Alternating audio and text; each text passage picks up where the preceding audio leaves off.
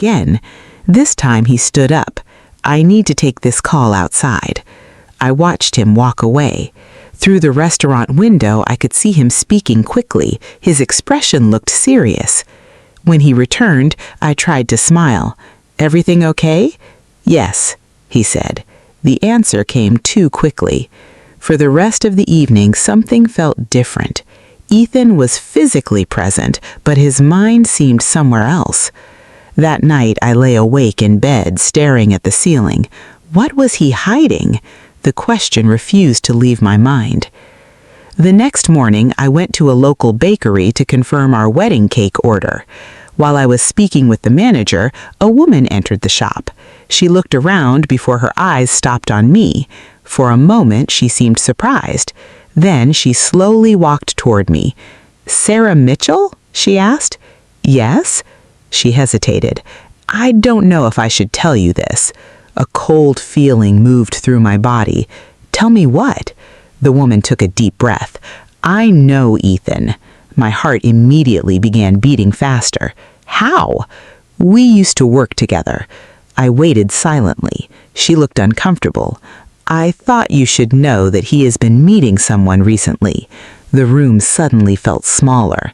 "What are you talking about?" "I've seen him several times during the last month. He wasn't alone." I stared at her. "No, that's impossible." "I could be wrong," she said quickly. "Maybe there is an explanation. I just thought you deserved to know." Before I could ask more questions, she apologized and left. I remained standing there, unable to move. The rest of the day felt like a dream. My thoughts moved in circles. Maybe the woman was mistaken. Maybe she confused Ethan with someone else. But what if she was telling the truth? That evening, I called Ethan. "Can we talk?" "Of course." When he arrived, I told him everything. His reaction surprised me. Instead of looking confused, he looked nervous. "Who was this woman?" he asked. "I don't know." "And you believed her?"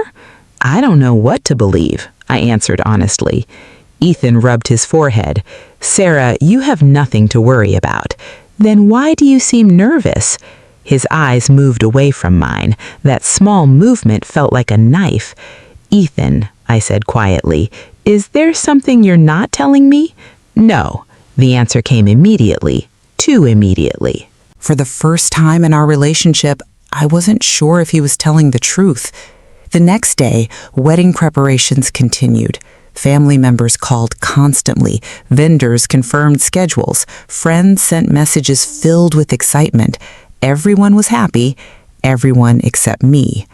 I tried to focus on the wedding, but my mind kept returning to the conversation at the bakery. That afternoon, Emma visited again. The moment she saw my face, she knew something was wrong. After listening to everything, she remained silent for several seconds. "What are you thinking?" I asked.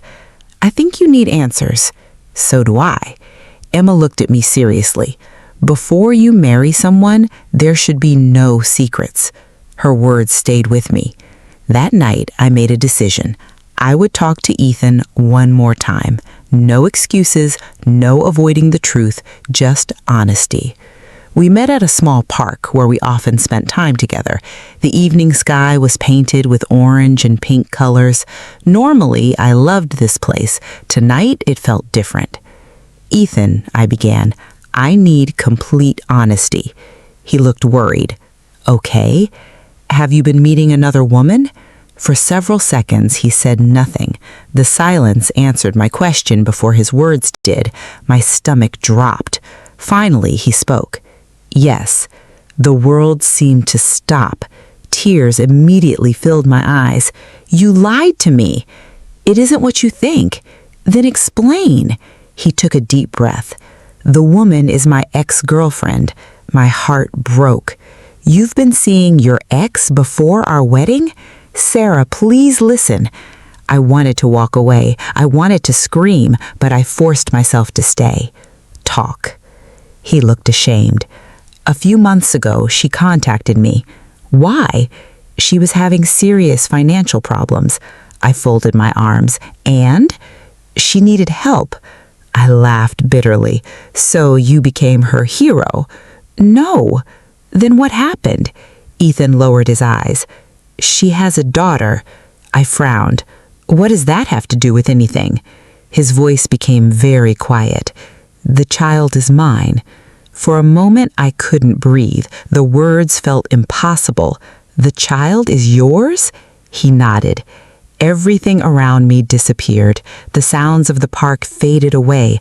I could hear only my own heartbeat. How long have you known? About 4 months. 4 months. 4 months of lies. 4 months of secrets. 4 months while we planned a wedding together. You found out 4 months ago, I whispered, and you never told me? I was afraid. Afraid of what? Afraid of losing you. The tears finally escaped. You already lost me. Ethan stepped forward. Please don't say that. But I moved away. At that moment, I didn't recognize the man standing in front of me. The man I loved had hidden something enormous from me. The issue was not only the child. The issue was the deception. Trust had been shattered. That night, I cried for hours.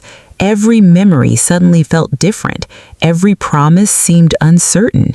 I kept asking myself the same question. How well did I really know him? The following morning was supposed to be my wedding day. Instead of feeling excited, I felt exhausted. My family noticed immediately. My mother sat beside me in silence. Eventually, she asked, "Do you want to talk?" And for the first time, I told someone everything. When I finished, she held my hand. "What will you do?" "I don't know." It was the most honest answer I could give. A few hours later, Ethan arrived at my apartment. His face looked tired. He probably spent the entire night awake, too. "Please give me a chance to explain everything." I crossed my arms. "You already had 4 months." He nodded sadly. "I know." Then he told me the entire story. Years before we met, he had been in a serious relationship. After they separated, they completely lost contact.